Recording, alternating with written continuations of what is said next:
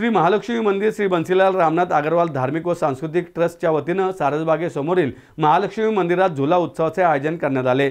यामध्ये श्री महालक्ष्मी देवीसह श्री महासरस्वती, श्री महाकाली आणि श्री विष्णू यांच्या मूर्ती पाळण्यामध्ये विराजमान झाल्या। या निमित्ताने मंदिरात फुलांची आकर्षक सजावट व दीप प्रज्वलनासह विविध कार्यक्रम घेण्यात आले।